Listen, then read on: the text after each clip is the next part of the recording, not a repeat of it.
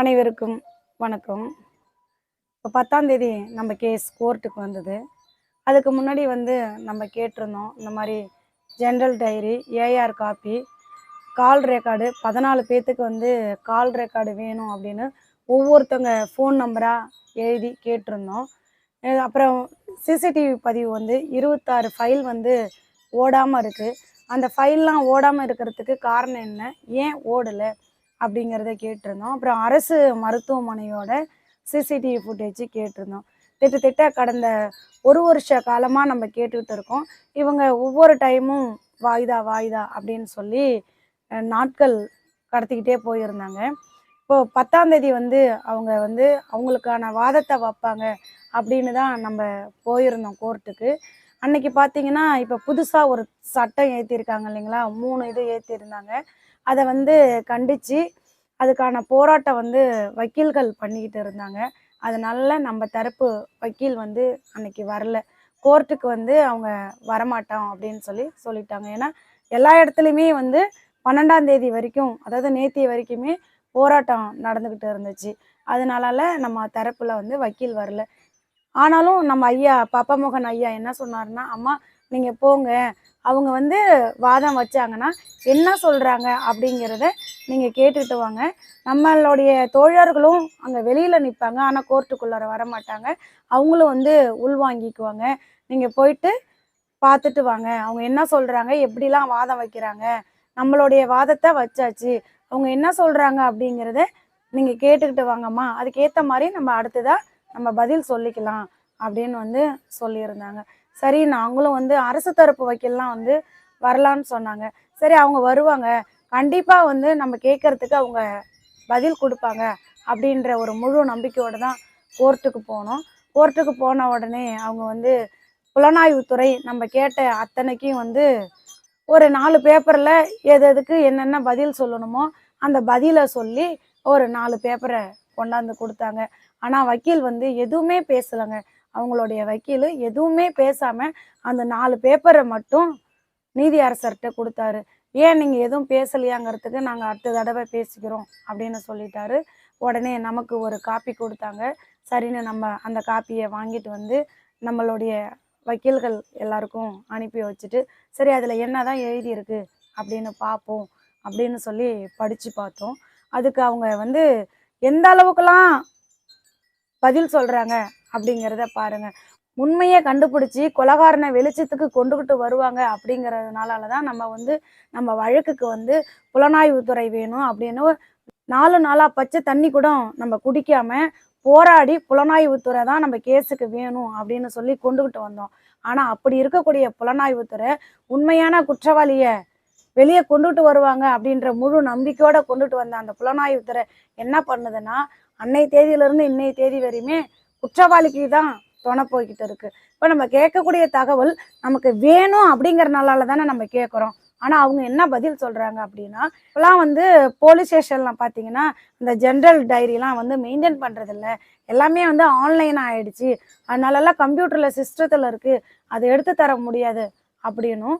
நம்ம கேட்கக்கூடிய அந்த ஃபோன் நம்பருக்கு கேட்கக்கூடிய அத்தனை கால் ரெக்கார்டும் நம்மளுடைய வழக்குக்கு தேவை இல்லையா அப்படின்னு அவங்க சொல்கிறாங்க. நம்ம வழக்குக்கு தேவையா தேவையில்லையான்னு நம்ம தானே சொல்லணும். நமக்கு தேவை இருக்குது அப்படிங்கிறனால தானே இந்த ஒரு வருஷ காலமாக கேட்டு போராடிக்கிட்டு இருக்கோம்.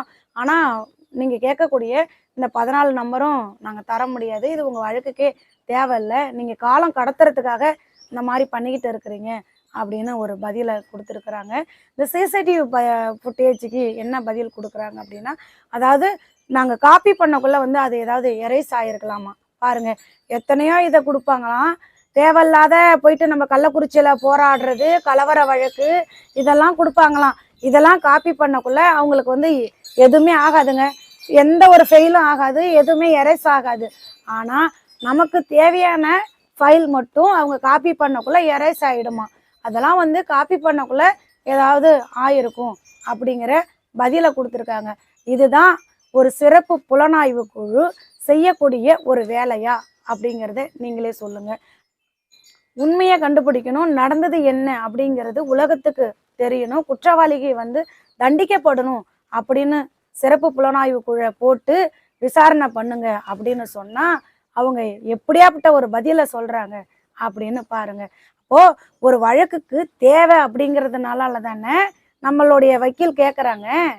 இவங்களா முடிவு பண்ணிக்கிறாங்க. இது வந்து இவங்களுக்கு தேவையில்ல, சம்மந்தம் இல்லை, வழக்கை நம்ம ஈத்தடிக்கிறோமா, நம்ம வந்து எப்போ முடியும், குற்றவாளி உலகத்துக்கு தெரியணும், தக்க தண்டனை கிடைக்கணும் அப்படின்னு சொல்லி தானே நம்ம போராடிக்கிட்டு இருக்கோம். ஆனால் இதெல்லாம் உங்களுக்கு சம்மந்தம் இல்லைன்னா என்ன அர்த்தம்? அதை வந்து நம்மளுடைய அட்வொகேட்டு தான் முடிவு பண்ணணும். எது தேவை, எது தேவையில்லை, எது சம்மந்தம், சம்மந்தம் இல்லைன்னு. இவங்களுடைய வேலை என்ன? நம்ம கேட்கக்கூடிய தகவலை எடுத்து தரணும் தானே. அதை கூட செய்யாம இப்படி ஒரு பதிலை சொல்றாங்கன்னா அப்புறம் என்னத்துக்குங்க சிறப்பு புலனாய்வு குழு? நீங்களே சொல்லுங்க. ஓ சரி, நம்ம கேஸுக்கு தான் தேவையில்லைன்னு சொல்றாங்கல்ல, வேற மற்ற கேஸ் எல்லாம் பார்த்தீங்கன்னா எடுத்த எடுப்புல உடனே வந்து சிசிடிவி பதிவும் கால் ரெக்கார்டிங் தான் வந்து எடுத்து குற்றவாளியை கண்டுபிடிக்கிறாங்க. அப்ப மற்ற எல்லா கேஸுக்கும் இந்த கால் ரெக்கார்டும் சிசிடிவி ஃபுட்டேஜும் தேவைப்படும், நம்ம வழக்குக்கு மட்டும் தேவைப்படாதான். இது எந்த வகையில நியாயம்? நீங்களே சொல்லுங்க பார்க்கலாம். இப்படி ஒரு பதிலை கொடுத்துருக்குறாங்க. அரசு தரப்பு வக்கீல் வந்து வாங்கி அப்படியே அந்த பேப்பரை கொடுத்தாரே தவிர எந்த ஒரு இதுவுமே பதில் கொடுக்கல. அப்புறம் நீதியரசர் வந்து அம்மா இவங்க வந்து அடுத்த தடவை அவங்களுடைய வாதத்தை வைக்கிறதா சொல்கிறாங்க, நீங்கள் அடுத்த டைம் வரக்குள்ள உங்கள் அட்வொகேட்டோட வந்துடுங்க, அடுத்த டைம் இவங்க வாதம் வைக்கக்குள்ள நீங்கள் எதிர்வாதம் வைக்கணும் அப்படின்னு சொல்லி நம்மளுடைய வழக்கை வந்து 7/8/2024 ஒத்தி வச்சிருக்கிறாங்க. அப்பயாவது அவங்க என்னதான் அரசு தரப்பு வக்கீல் இந்த புலனாய்வு துறை நமக்கு கொடுத்துருக்கிற அந்த இதுக்கெல்லாம் அவர் எப்படி பேசுகிறாரு என்னன்னு பொறுத்திருந்து பார்ப்போங்க. 10ஆம் தேதி வந்து நம்மளுடைய கேஸுக்கு போனோம். இப்போ இடையில வந்து பாப்பாவுக்கு நினைவு நாள் வந்ததுனால நமக்கு வந்து என்ன நடந்தது அப்படிங்கிறத சொல்ல முடியாத ஒரு சூழ்நிலை காரணமால தான் 10ஆம் தேதி என்ன நடந்தது அப்படிங்கிறத சொல்ல முடியல. அதில் இருக்கிறதையும் வந்து படிக்க முடியல. அப்புறம் பாப்பா வேலை நிறைய இருந்தனால படிக்கிறதுக்கு கொஞ்சம் காலதாமதம் ஆயிடுச்சு, வீடியோ போடவும் கொஞ்சம் காலதாமதம் ஆயிடுச்சு. 10ஆம் தேதி ஸ்ரீமதி வழக்கில் இது தாங்க நடந்தது. இப்படி ஒரு பதிலை தான் இந்த புலனாய்வுத்துறை கொடுத்துருக்குறாங்க. இப்படி தான் ஒரு சிறப்பு புலனாய்வுத்துறை எல்லா வழக்குலையும் கையாளுமா? நம்மள மாதிரி அப்பாவிகளாம் இப்படி தான் கேள்விக்குறியா நின்றுக்கிட்டு இருக்கணுமா? என்னன்னு தெரியலங்க.